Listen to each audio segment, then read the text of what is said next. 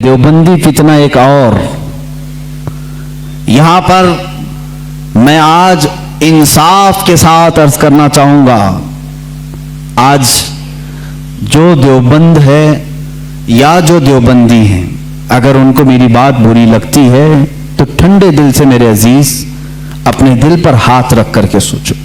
آؤ میں تمہیں دعوت دیتا ہوں، آؤ ہم ان تمام چیزوں پر جمع ہو جاتے ہیں جو صحابہ اور تابعین سے تھی. کوئی نئی بات تم اپنی کتاب میں نہیں لاؤ گے، کوئی نئی بات میں اپنی کتاب میں نہیں رکھتا. آؤ اتحاد کرو، میں اس اتحاد کا اعلان کرتا ہوں. لیکن جو نئی باتیں آئی اس کا تم انکار کرو گے، علل اعلان کرو گے اور یہ بھی کہو گے کہ ہم ان سے دور ہیں.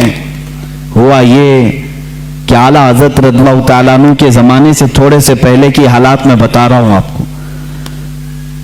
دارالعلوم دیوبند کے بعد 4 علماء میں صاف صاف آج عرض کرتا ہوں جن کی کتابوں سے پوری امت میں تنازع پھیل گیا، اختلاف پھیلا. لوگ ہم کو اختلاف کا فتویٰ دیتے ہیں، اگر نہ یہ کتابیں آتی نہ یہ کوئی فتوے آتے. کتابیں لکھی گئی، کتابوں میں اچھی باتیں تھی.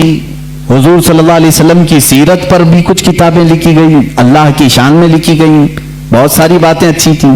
لیکن بیچ میں چل کر کچھ عبارتیں ایسی کہ لڑکھڑا گئی، اور وہ اتنی لڑکھڑا گئی کہ عام مسلمان بھی اسے بولنا پسند نہیں کرے گا. براہین قاطعہ کتاب کا نام بول رہا ہوں، تقویت الایمان کتاب کا نام ہے، تحذیر الناس کتاب کا نام ہے، حفظ الایمان کتاب کا نام ہے. یہ وہ کتابیں جو آج چھپی نہیں ہیں، مارکیٹ میں چھپی ہیں، ابھی بھی موجود ہیں، ابھی بھی موجود ہیں. انہی کتابوں کی عبارات کی وجہ سے ہی تو یہ تنازع پھیلا پورے امت میں، اختلافات.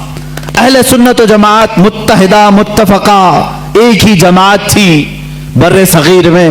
ان کتابوں کے آنے کے بعد ہوا کیا؟ ایک کتاب میں لکھا گیا اللہ جھوٹ بول سکتا ہے. نئی بات تھی. اس بات پر آج تک امت نے کبھی کسی بھی شیخ کسی بھی بزرگ سلف صالحین سے مجھے عبارت لا کر کے دکھاؤ اس سے پہلے کوئی بات ہوئی تھی. پھر ایک کتاب میں عقیدہ توحید کو بیان کرتے ہوئے مولوی اسماعیل دہلوی صاحب نے یہ تک لکھ دیا حضور صلی اللہ تعالی علیہ وسلم کا خیال نماز میں آنا گدھے اور بیل کے خیال سے بدتر ہے. یہ نئی بات تھی کہ نہیں تھی؟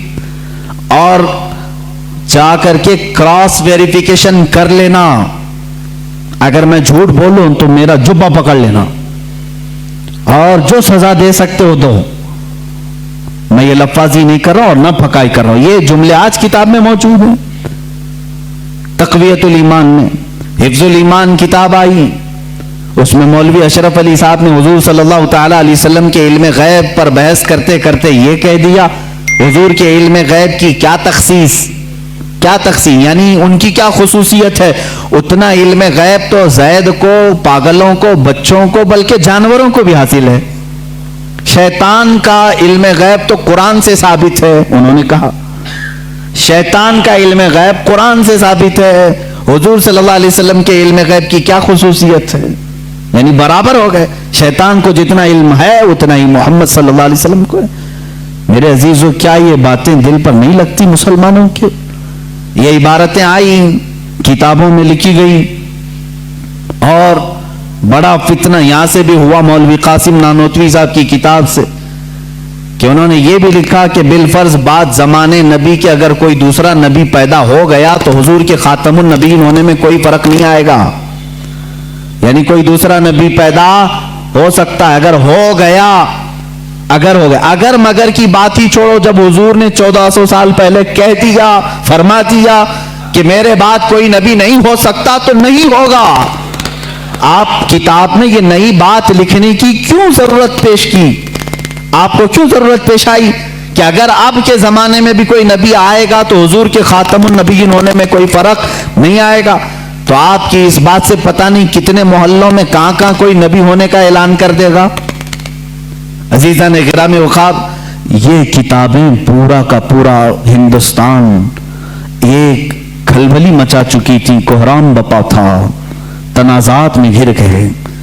कादियानी अपनी नबी होने का ऐलान कर रहा है, इधर एक नेचरी फिरका है अलीगढ़ से जो कुरान के मौजज़ात का इनकार, हिस्सियात को सिर्फ मानने वाला, नेचर को सिर्फ मानने वाला और मुग़ीबात को नहीं तस्लीम करने वाला, और एक तरफ अज़मत रसालत सल्लल्लाहु ताला अलैहि वसल्लम पर, रसूल करीम सल्लल्लाहु ताला अलैहि वसल्लम के मुतालिक ये सारे जुमले आ रहे हैं। चलो 100 साल का अरसा गुजर गया, आज भी मैं दावत देता हूं, आज भी, आज तो सोशल मीडिया का जमाना है, मेरी ये दावत कबूल करें उलमाए देवबंद या जो भी, मैं आपसे इत्तिहाद कर लूंगा, सीने से सीना लगा लूं, लेकिन सिर्फ ये बातों से तुम इनकार कर दो और कहो कि वही इश्क़ रिसालत हमारे अंदर है जो सैयदना अबू बकर सिद्दीक में था, सैयदना उमर फारूक में था, उस्मान इब्न अफ़्फ़ान में था, हैदर कर्रार में था, रिज़वानुल्लाहि ताला अलैहिम अजमाइन। जो मशाइख़ अहले सुन्नत ने हमें मोहब्बत रसूल और ताज़ीम रसूल सिखाया है, उसी पर हमारा इत्तेफाक है। आओ, मैं सीने से सीना लगाने को तैयार हूं। हम कौन सा इख्तिलाफ चाहते हैं आपसे? हम कौन सा इख्तिलाफ चाहते हैं? हमारा ये एक बात याद रख लें, अगर मैं आज नाम लेकर के किसी को कह रहा हूं तो सिर्फ इसलिए कि हमारा दीन ही ये कहता है, जो उनसे ना आशना हो उससे हमारा कोई ताल्लुक भी नहीं। हमारे रिश्ते नाते अगर हैं तो सिर्फ अज़मत रिसालत से जुड़े हुए हैं।